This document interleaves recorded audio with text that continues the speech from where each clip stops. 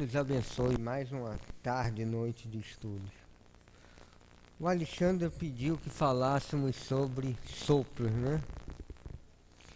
E o sopro é conhecido também como insuflação. É uma especialização dentro da mediunidade de cura. Allan Kardec não fala sobre o sopro. A gente pode pesquisar na codificação, não fala especificamente sobre a mediunidade de cura que utiliza o sopro. Só quem fala isso é Leon Denis, lá no livro No Invisível. No meu livro é na página 181. E depois a gente vai ver André Luiz falando lá nos Missionários da Luz, falando sobre os técnicos de sopro, não só no plano encarnado, quanto desencarnado. Nem sopro, a gente lembra que simboliza a vida, né? É comum a gente falar, pô, fulano está com a vida por um sopro, ou fulano ainda tem um sopro de vida.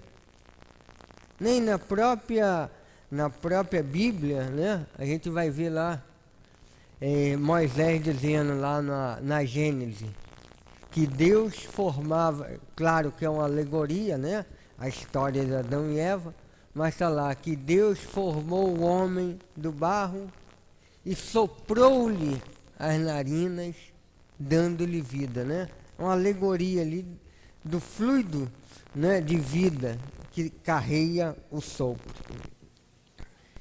E quando o médium dá o passe de sopro, na verdade ele está dando das suas energias mais recônditas, aquelas mais preciosas para a manutenção da própria vida dele. Por isso que é uma coisa especializada, por isso que é uma coisa que não se pode fazer a todo momento. André Luiz falando sobre o sopro, tá? E qualquer pergunta, gente, é só levantar a mão que a gente faz o microfone chegar até vocês e a gente tenta responder.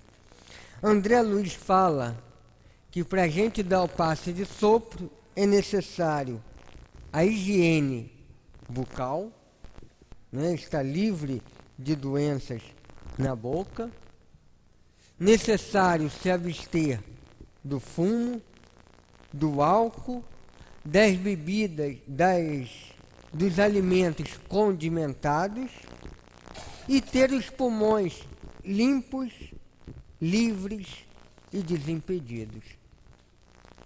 Por exemplo, uma pessoa que tem uma bronquiectasia, né, que é uma doença pulmonar por destruição lá dos alvéolos, que produz secreção a dar de pau, né?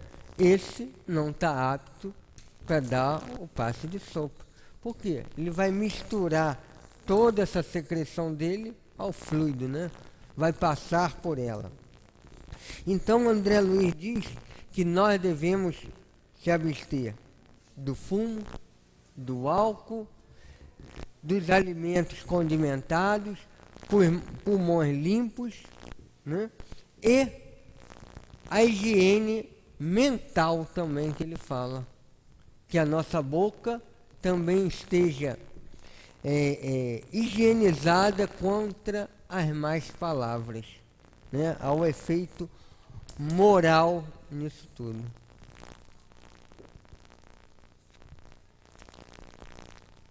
E como eu falei, durante o passe de sopro, a gente vai doar das energias mais íntimas, vai sair lá das nossas reservas. Quem deu o passe alguma vez de sopro, pode dizer que prefere dar 10 passos, 15 do que um de sopro. Por quê? Você tira a tua reserva. Claro que os espíritos recompõem, mas a gente vai sentir depois aquele vazio em nós, até que a gente possa se recuperar novamente pela alimentação, pelo sono. Então a gente vai dar das nossas reservas. E aí a gente pergunta, mas quem é que nasce com essa capacidade então? Por que que um médium às vezes nasce com a capacidade de dar o sopro, né? A gente pode dizer que seria um acréscimo de responsabilidade em termos da mediunidade de cura pelo próprio progresso pessoal do médium. Então é aquele que através do desejo sincero de servir, né, pelas suas conquistas espirituais, traz essa possibilidade da doação mais íntima. Há de se ter, né, um profundo desejo de servir, um profundo desejo de auxiliar o próximo. Nem enquanto com o passe comum, com até mesmo o passe de cura, a gente consegue, até com as nossas dificuldades, doar, num passe de sopro. É necessário que o indivíduo tenha, como eu falei, um profundo desejo de servir, né? Não é que é necessário que as pessoas sejam santificadas, não é isso, mas que tenha dentro dela já os princípios de elevação espiritual. E o passe existe de duas naturezas, o passe de sopro: o quente e o frio. Não tem o morno, hein? É quente ou frio. Né? Não tem o morno. Então, a quente é tônica, dilatadora, dissolvente e calmante. E a fria é tida como refrigerante.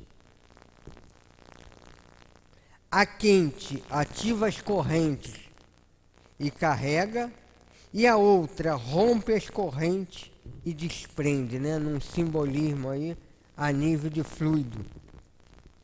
A nível de doenças, a gente sabe que a quente, sendo dilatadora, calmante e fortificante, é ideal para processos congestivos, né, congestões sanguíneas, purulentas, como terçol, queimaduras, enxaquecas, né, que é um episódio vascular.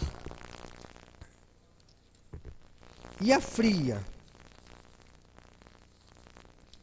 A fria é calmante e refrigerante. O sopro frio é calmante e refrigerante. Atua como dispersivo de acúmulo de fluido, podendo agir em depressões nervosas, vertigem, colapso cardíaco, dores de cabeça.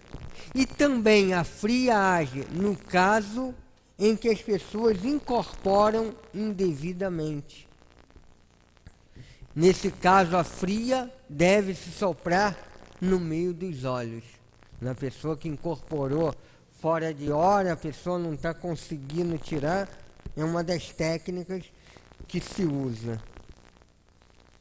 Os magnetizadores sempre usaram essa técnica do sopro, né, vendo nela um dos grandes socorros, né, naqueles casos mais difíceis. Então, como é que se faz soprar quente? O sopro quente, a energia, o fluido, sai como saísse daqui de dentro do estômago, vai subindo, faz tipo uma bolota aqui dentro da cavidade bucal, e o médium sopra, né, a uma distância de alguns centímetros, dessa maneira, ó. Vai vir a energia, né, ele sente o fluido subindo e ele vai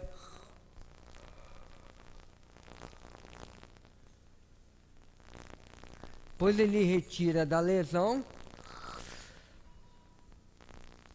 vai vir de novo, vai vir como subindo.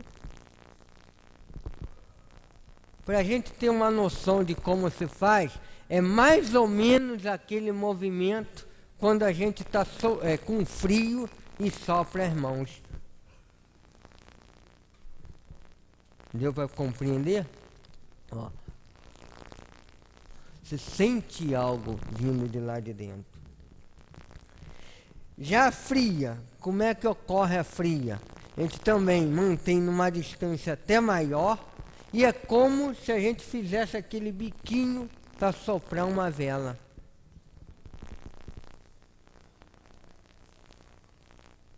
Nesse caso, não vem daqui de dentro. O médium sente sair da sua cavidade bucal, da garganta.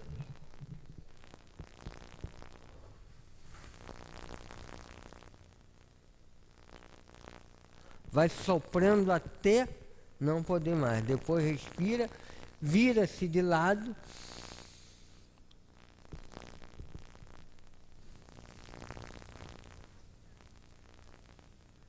Deu para compreender? Alguma dúvida? Pode ver que os dois sopros, até se a gente fazer brincando sem dar passo, a gente vai ver que um tem diferença do outro. Um aquece, o outro é o passe frio. A gente pode trazer aqui, né, alguns casos contados por magnetizadores, não é nem por médios, por magnetizadores. Está lá no livro do Alphonse Bouet, que era um magnetizador, que diz o seguinte: tive ocasião de obter sobre mim mesmo uma prova bastante concludente acerca do efeito benéfico dessas insuflações à distância. Há cerca de 20 anos, estando junto à minha lareira, tive o descuido de, ao tomar uma xícara de chá, de derramar sobre o conteúdo dela, queimando-me completamente na parte dorsal da mão esquerda. Então ele queimou a mão na parte dorsal. Sobreveio-me a ideia de tirar desse pequeno incidente uma experiência. O que ele fez? Pegou a lesão, botou uma linha imaginária no meio e tampou com um papelão. Dividiu em partes iguais, tampou com um papelão na queimadura. Aí ele dispôs-me, durante a tarde, com perseverança, a soprar uma das metades,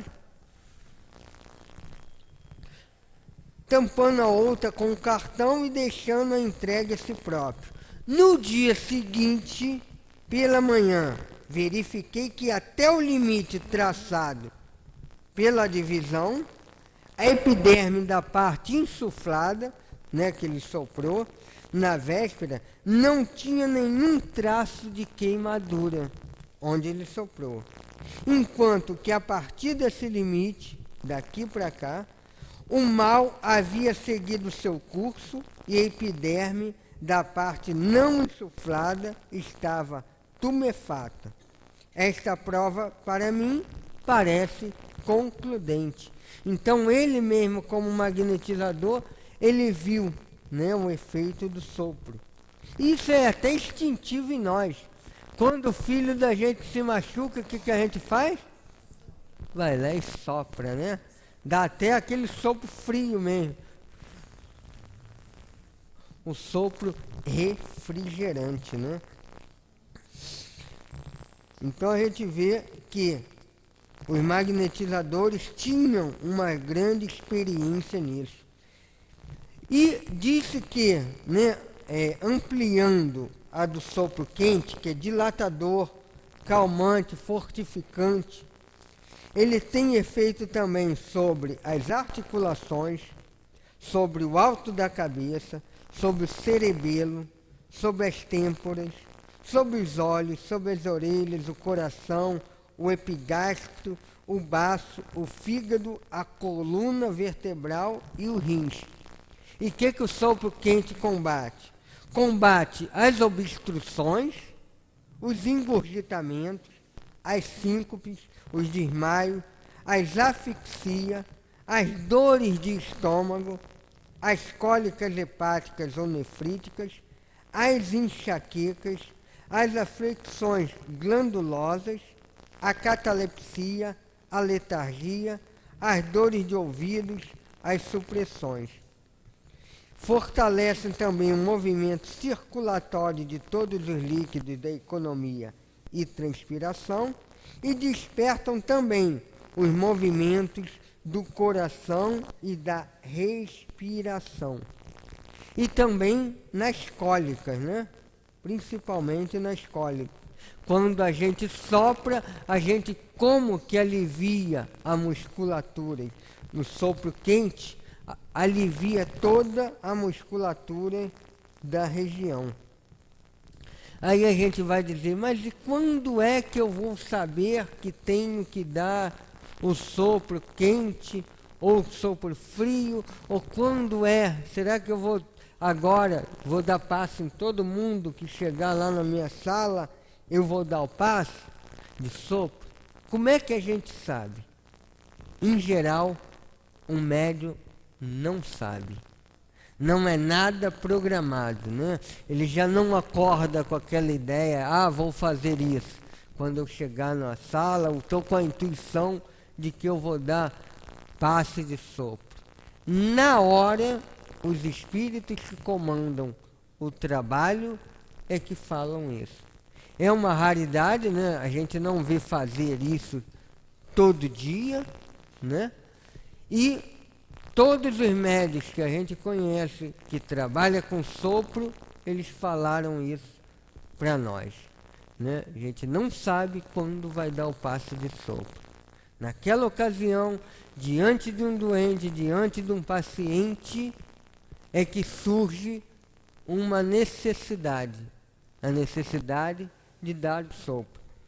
E aí, dentro do propósito daqui de cura de determinadas doenças, é que a gente vai ver se ele vai dar o sopro quente ou o sopro frio. Aqui tem um relato, está no livro, né? Dizendo assim, depois de um parto laborioso feito pelo Dr. Tiriati, a criança nasceu meio asfixiada. Isso lá no século XIX, hein? Apesar dos meios empregados em tais casos, o Dr. Tiriati, professor de partos... Opa! Abriu o som. Foi o sopro. O professor de partos e médico nas águas de Lombriries, não conseguindo chamá-la à vida, decidiu-se a agir mais diretamente sobre o coração e o diafragma. Aplicou sobre a região desses dois órgãos um pano seco e limpo. Começou a soprar quente sobre o coração, depois sobre toda a superfície do tórax, e deste modo chegou a estabelecer o funcionamento regular da respiração, determinando na criança uma primeira inspiração profunda. Aí diz aqui, esta espécie de ressurreição, que eu desesperava de obter pelos meios ordinários, diz o Dr. Tiriati, realizou depois de cerca de 1 hora de influxo magnético. Olha o desespero, né? 1 hora com a criança lá, quase morta, acabou de nascer. Nenhum de nós vai fazer isso nos dias de hoje, né? Eles falam no sopro quente, né? Todas vezes a gente pode soprar sobre o local de mais perto. Só que, por motivo até de decência, eles mandavam botar um paninho por cima. Nem imagina, você vai soprar a pele de alguém que você não conhece, não viu, até pelo próprio decoro, né, que eles faziam isso. Vai soprar lá a mama, ninguém vai botar a boca sobre a mama de ninguém, né? Então eles diziam para colocar o pano, né, nos casos que precisasse de colocar a boca. Mas a gente sabe que basta a gente chegar à distância, né, uma distância curta, que a gente consegue insuflar o sopro. E naqueles casos que ele fala que causa repugna na gente, por exemplo, a ferida, né? O que os magnetizadores usavam? Eles gostavam de soprar bem mais de perto, eles pegavam uma cânula de vidro, um tubo de vidro, e botava na boca e soprava através da cânula, né? Era um jeito de não ter contato com esse tipo de doença, né? Até porque eles não sabiam. E então a gente viu que nos casos agudos, também nas doenças agudas, o sopro pode causar um efeito benéfico, né? Não só nas doenças crônicas. E diz ele aqui, as insuflações, né, os sopros, não atuam somente no começo das moléstias agudas de marcha rápida, como a que acabamos de citar, das longos síncopes, das imagens de morte, em que a alma parece ter abandonado para sempre o seu invólucro. O sopro quente retém a vida prestes a escapar-se e induz-a às funções que deve desempenhar. Aí tem lá dos anais do magnetismo, o Marquês de Pessaguier falando. O primeiro é relatado por Pessaguier em seu livro Pesquisas Fisiológicas. A senhora princesa de Ligne, da família Pouso de Borgo, que com certeza jamais ouvira falar em Mesmer, nem na sua doutrina, tinha doente um dos seus filhos de berço. Obrigada a sair para negócio importante, aproveitou-se do momento em que seu filho adormecera. Mas qual não fora a sua surpresa quando, ao entrar em casa, viu todos os seus em pranto. A criança jazia inanimada em seu berço. O médico, que a toda pressa se chamara, não havia ainda chegado. Sem ouvir mais, sem dar um gemido, obedecendo apenas a um sentimento maternal que a dominava, a senhora de Ligne precipitou-se para seu filho, agarrando-o do berço, e no transporte do seu delírio, atirou-se ao chão sob o tapete, envolveu-se juntamente com o corpinho da criança em tudo que pode encontrar para reanimá-lo. Apertou-o de encontro ao coração e cobriu-o com o seu hálito. Assim conservou-se numa espécie de êxtase doloroso, e como que aniquilada de sua profunda dor, ninguém ousou aproximá-lo. Nenhuma força humana seria capaz de arrancá-la a essa atração, onde o sentimento materno prendeu-a magneticamente.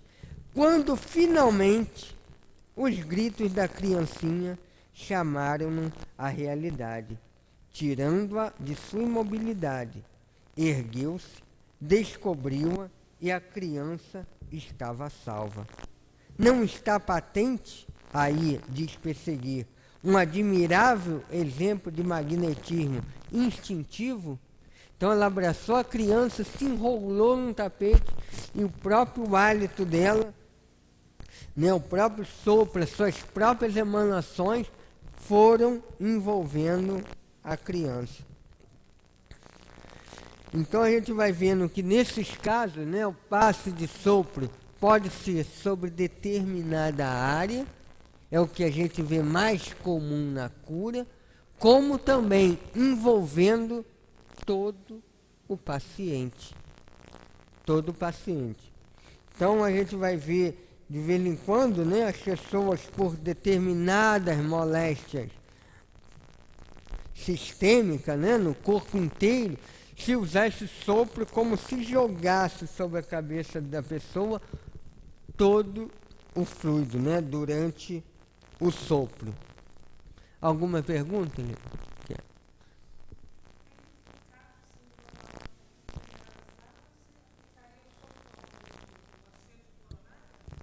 Pode ser, ou naqueles órgãos que a gente sabe ligado à força física, né?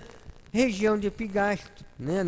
Lá no centro de força gástrico, né? A nível de baço, que a gente sabe que carrega bastante energia nessas regiões, né? Mas isso, como eu falei, vai depender do espírito na hora. Vai depender do espírito nesse momento. Os magnetizadores usavam também o sopro como ausculta, né? Como método de diagnóstico de determinadas regiões. Por exemplo, ele pegava a coluna do indivíduo e ia soprando, fazia lá o sopro quente em cada vértebrazinha. Aquela que o paciente sentisse que não espalhou o fluido, é que ele ia dizer, ó, aí há um sinal inflamatório. Né? A maneira lá, entre aspas, seria como um radar, né, da situação. Onde o paciente sentisse, né, ele pegou toda a coluna, né, tá lá os ossinhos da coluna, da veia, e ia soprando. Aquela que o doente sentisse não espalhar, porque quando dá esse tipo de sopro, principalmente o quente vai sentir ele espalhar na região. Então aquela que não se espalhava, ele dizia, essa vértebra aí está doente. Então ele diz aqui, ó, sobre essa ausculta, né, sobre esse meio de diagnóstico. A insuflação, né, o sopro, é um dos meios de auscultação mais seguro. Quando ela desenvolve um bom e suave calor e que a corrente calórica repercute profundamente ao longe, ramificando seus órgãos vizinhos do lugar em que se sopra quente, é um sinal de circulação livre e normal. Então soprou lá naquela região que ele está pesquisando, onde está doente, né? Estou dizendo aqui do magnetizador. Em geral, no médio, não ocorre isso. Ele já vai direto, né? Mas está lá o magnetizador. Na vértebra, ele ia soprando onde o paciente não sentisse espalhar, é porque aquela área devia ter alguma obstrução, algum estado inflamatório, algum impedimento nervoso. Aí ele diz, se a insuflação não desenvolve no local nenhum calor, ou pouco pelo menos, e que o calórico não se irradie de redor do ponto insuflado, é sinal de que as partes estão congestionadas e que se está em presença de um estado congestivo sanguíneo mais ou menos acentuado. Aí ele dá uma outra contrapartida, né? Enfim, se a insuflação desenvolve uma comichão, um prurido, né, uma coceira, uma sensação de contato mais ou menos doloroso, uma queimadura, é que no ponto insuflado há obstrução e falta de circulação nervosa. Então, quando fazia essa ausculta, né, se soprasse, não espalhava, é porque tinha uma obstrução a nível sanguíneo, uma inflamação. Se sentisse um formigamento, né, sensação até nervosa, formigamento, coceira, né, uma queimadura, um contato mais ou menos doloroso, é sinal de que o nervo ali está obstruído, né? Alguma obstrução ou falta de circulação nervosa. Claro que isso hoje em dia a gente procura não fazer, né? Mas quando se fazia, botava o paciente deitado e o magnetizador ia soprando em cada região vertebral, cervical, torácica, lombar, coxígena, né? Para detectar em qual área estava a lesão. Eu falei mais da quente, agora a insuflação fria possui uma ação essencialmente dispersiva e refrigerante, um dos mais poderosos processos de dispersão que falaremos depois. Então, para soprar frio, como eu falei, fica-se colocado a uma distância de 50 centímetros, mais ou menos, e dirige-se sobre o ponto que se quer atuar, um sopro rápido e violento, como se quisesse soprar de longe uma vela e apagá-lo. O sopro frio se emprega com vantagem nas dores de cabeça, nas agitações febris, nas convulsões, nos ataques nervosos, né, como eu falei, na depressão nervosa, na vertigem, é que a gente dá o sopro frio. E a gente vai ver que na sala de cura, para os espíritos, não vem muito em conta, muitas das vezes, os detalhes, né? A gente vai ver que muitas das vezes os espíritos não vão se ligar, muitas das vezes, em pequenos detalhes de frio e de quente, que a gente às vezes não sabe que ponto eles querem atingir. Eu vi o Dr. Erma fazer um tratamento na Malé de uma pessoa durante meses, né? A pessoa tinha uma lesão na testa, né? Uma lesão que foi comendo toda a pele, toda uma característica de um câncer de pele que foi invadindo, né? E ele dizia para nós que ele ali via micro-organismos espirituais, né? Tanto que ele deu lá um remédio lá comum, numa dose curta, que a gente via que na verdade ele queria atingir mesmo, era com o sopro, a parte espiritual. Então ele ficava soprando um sopro frio naquela região. Foi assim durante meses. E a gente via, começou aquele tecido de granulação, né, tecido de cicatrização, mostrando que a pele estava se revigorando, né? Fica aquele tecido mais novo, né? É o que a gente chama, parece que está granulado, né? Por isso desse nome. Então ele ficou soprando durante meses, né? Dispersando aqueles micro-organismos espirituais. Que a gente sabe, a gente até já viu com o André Luiz, que muitas das vezes, antes de aparecer os micro-organismos físicos, aparecem os espirituais que depois se corporificam. Então ele dizia, enquanto a gente não dispersar isso aí, ela vai fazer como sempre fez. Já foi a tudo que é médico, entra ano e sai ano e não melhora. Depois ele usou uma técnica, né, mandando ela botar a cabeça todo dia, umas 3, 4 vezes ao dia, debaixo da bica, na água fria, né, como aquele gesto de limpeza mesmo, né? Então ele soprou durante meses, a gente viu ele utilizar lá o sopro frio. Aí depois, quando achou que estava num ponto bom, ele disse, ó, agora pode ir fazer a cirurgia. Né? Porque antes disso ia dar em nada, né? Um enxerto que ela fosse fazer ali. E a gente sabe que enxerto de pele é uma coisa complicada. Imagine ela que já vinha entrando e saindo, era uma lesão, cobria quase toda a testa aqui, né? Ela andava com a faixa, né? Depois passou aí até sem a faixa, a coisa foi diminuindo. Para você ver, a lesão era tamanha sobre a pele que tinha bordas, né? A ferida tinha borda, a gente via a borda da pele direitinho. Imagina, uma lesão mais ou menos aqui, 4 dedos, 4, 5 dedos. Então era uma coisa bem esquisita de ver, que ela já tinha passado em tudo que é médico. E ele, né, ali na própria Malé mesmo, não era nem no passe de cura. Ele mandava a gente não botar mais nenhum assistido, né? Ficava ele, ela e a gente que estava ali junto a ele, e ele fazia aquele sopro, foi fazendo. Durou alguns meses, né? E aí a gente viu a coisa melhorando, foi diminuindo. Aí ele falou, ó, aqui a gente para, agora pode ir para a cirurgia que vai dar certo.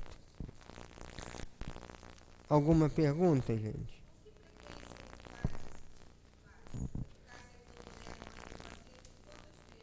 Ela ia semanalmente lá, depois de 15 em 15 dias. Os magnetizadores, né, a gente tem que ver a época que é. Os magnetizadores, né, não estavam ali na condição de médio, embora a gente saiba que todo magnetizador, se quer o bem dos outros, acaba servindo de ponto de apoio aos espíritos. Os magnetizadores faziam diariamente, né? Viviam só disso, né? De ir atrás, como os hipnotizadores, né? Tinha hipnotizadores que hipnotizavam as pessoas todo dia. Hoje em dia, quem for fazer uma sessão de hipnose, como é que vai poder ir todo dia ir no médico ou o médico ir lá nele, né? Como também os psicólogos, antigamente era quase um tratamento diário, né? Hoje em dia a gente não pode. Então as coisas se adaptam, né, ao nosso estilo de vida. Mas em geral, quando começa um tratamento desse, se for uma doença crônica, em regra geral é semanal. Né? Naqueles estados congestivos, naqueles estados purulentos, naqueles estados de abscesso, né? Não estoura o abscesso. Muitas das vezes basta uma insuflação dessa para a coisa começar a regredir, né? Como no passe, né? Quantos de nós já tomamos passe, né? Às vezes até aqui no salão mesmo, e ficamos bons, né? Daquele mal-estar que a gente estava, daquela doença, né? Uma vez teve um menino, estava aqui nessa reunião, estava com a avó, estava com um tumor no ouvido, não tinha ido passe de cura, não sei se ela chegou atrasado, né? E aquilo já vinha há muito tempo, o médico opera, não opera. Então, durante o passe de cura, aqui o médico viu o espírito atuando, no passe de cura não, no passe no salão, o médico viu o espírito atuando naquela região, daqui a pouco aquilo começou a drenar, começou a vazar, começou até a sujar ele todo, né? Uma coisa que ele ia passar pela cirurgia, aquilo drenou com a tranquilidade. Então, muitas das vezes, uma vez só, então são os espíritos que vão determinar, né? Quanto tempo dura, né? Como lá o Dr. Hermes, ele não quis a cura do processo, ele quis a melhora do processo. Quando estava apto, ele falou, agora você já está boa para a cirurgia. A gente não vê lá no André Luiz, eles começam a dar um passe numa senhora que tinha tido um aborrecimento em casa, uma pessoa até boa, mas tinha angariado lá para a sua zona coronária, né, o seu centro de força coronário, determinado tipo de forças, né, enegrecidas no cardíaco, né? Ele começa a dar passe, os espíritos vão dando passe, aquilo vai se agrupando, diminuindo, aquelas forças que cobria todo o coração, todo o centro de força cardíaco, vai se encaminhando para níveis mais baixos. Quando chega no rim, o espírito fala assim, agora acabou o nosso trabalho. E André Luiz pergunta, mas vocês vão deixar isso aí? Não, o próprio trabalho de eliminação do rim, né, que é um órgão de filtragem, vai eliminar por si só. Então, ele conhecendo lá a fisiologia do órgão, foi fácil ele dizer. Em regra geral, né, o médium nesse dia, né, deve se abastecer, né, de fumo. Aqueles que fumam, em geral, o que fuma não deveria nem dar o passe de sopro, né? mas pelo menos se abster do fumo, do álcool, da comida condimentada, do estômago cheio nesse dia, né? Porque vai sair de dentro dele, se for o passe de sopro, das energias mais íntimas, passando pelo estômago, né? Então vai vir energia do epigastro, do pulmão, que vai subir e ele vai soprar. Então nesse dia o médium deve se abster e depois dá um vazio mesmo, porque, como eu disse, é das nossas reservas mais íntimas. É um verdadeiro serviço de doação, né? Muito além do passe comum. Que a gente sabe, quando a gente doa lá no passe, está doando do nosso fluido vital. Depois isso vai ser reposto na gente, mas essas não, são as nossas energias de reserva. A gente se sente bem depois que dá o passe, mas sente que ficou uma fraqueza aqui no estômago. E alguns médios depois não conseguem nem comer logo depois, né? Alguns médios relatam, né, não são todos, que o estômago depois fica muito sensível. Fica muito sensível. Por conta desse fluido que os espíritos tiram lá de dentro. Né? Quase sempre quem faz isso melhor são os médios de incorporação, né? A capacidade melhor dos espíritos agir, embora o médio intuitivo possa fazê-lo tanto quanto os magnetizadores faziam, né?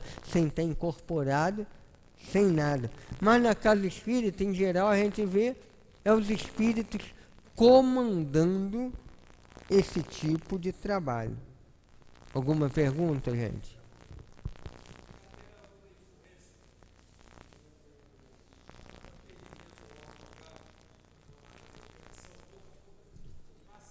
Olha só, a respiração boca a boca, né? Ali na hora eles não estão pensando em doar vida, eles estão pensando em insuflar para o pulmão, acaba, né, de qualquer maneira, saindo ali um fluido, né? Quem quer ajudar, quem quer socorrer, né, tá doando da sua própria vida, mas só que ali não tem tempo, né, da pessoa ficar nesse mecanismo de vira, sopra, né? Porque é uma coisa bem mais estressante, né? Porque é tudo cronometrado, né? A cada 5 massagens, por exemplo, vai lá e dá 2 insufladas, né? Assopra mesmo, ali assopra-se mesmo, assopra para expandir o pulmão, para ver se volta tudo ao normal. E do coração, aperta ali o externo, né, essa pontinha mais fina do externo, para amassar mesmo o coração, ver se ele volta a bombear. Claro que deve sempre ter, deve sempre ter, né, na pessoa ali que quer ajudar, né, como a gente viu daquela mãe ali, desesperada para salvar o filho, encobriu ele no seu próprio hálito. Mais alguma pergunta, gente? Olha um outro caso relatado por ele aqui. Em outras circunstâncias, na época que a influenza assolava Paris, tinha então meu filho 15 anos. Influenza é aquele resfriado, né? Uma gripe importante com característica mesmo de resfriado. Porque acreditava-se antigamente que viria, todas essas doenças viriam por alguma influência, né, do próprio ar. Claro que nesse caso não está todo destituído de razão. Então a influenza assolava Paris, tinha então meu filho 15 anos.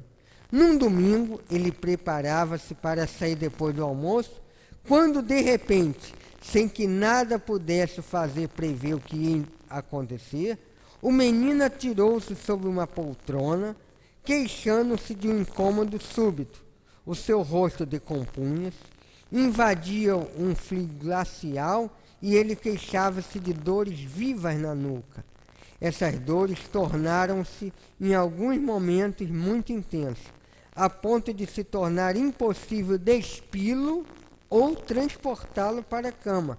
Qualquer movimento era doloroso, né? Então estava com um estado infeccioso agudo e febril.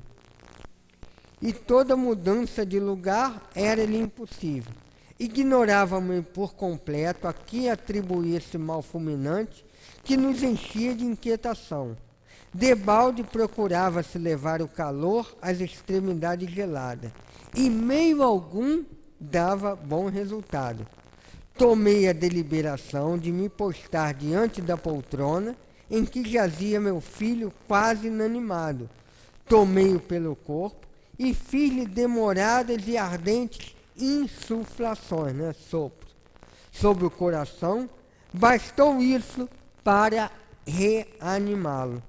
Em poucos instantes, o calor voltou aos pés, às mãos, ao rosto, e o sangue, afluindo ao cérebro, que parecia até então inanimado, provocou forte comichões na testa e no couro cabeludo. Aproveitei-me desse momento para despi-lo e deitá-lo. Instalei-me à sua cabeceira, recomeçando as insuflações sobre a nuca e sobre o coração. A gente não deu aquela dica de que às vezes a comichão, a coceira é sinal de que tem alguma obstrução nervosa? Então ele começou a soprar sobre a nuca, demorada e ardente insuflações sobre o coração, bastou para isso reanimá-lo. Em poucos instantes o calor voltou aos pés, às mãos, ao rosto, o sangue afluindo ao cérebro, que parecia até então inanimado, provocou comichões na testa e no couro cabeludo.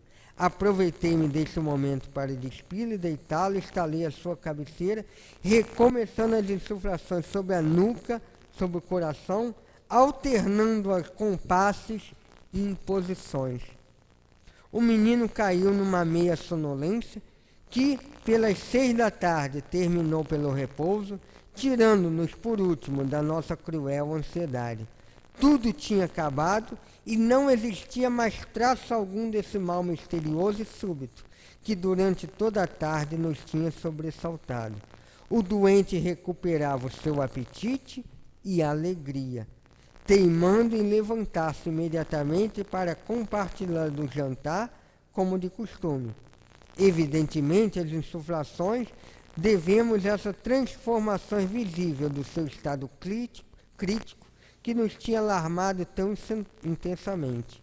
Um dos nossos amigos presentes, que se associara às nossas angústias e à nossa alegria, conforme as peripécias do tratamento, pôde dificilmente acreditar naquilo que presenciaram com os seus olhos.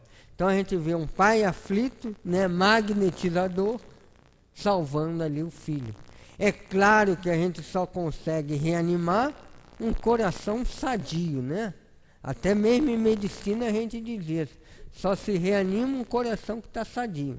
Coração que está brocado, como a gente diz, a gente vai insuflar, vai fazer massagem e não vai voltar, né? É muito difícil voltar, né? Podem depois perguntar aos médicos, que eles vão atestar isso para vocês. Só aqueles corações sadios que têm capacidade. Então, nesse caso, como filho novo, cheio de fluido vital ainda, né? não tinha nenhuma patologia cardíaca, ele conseguiu.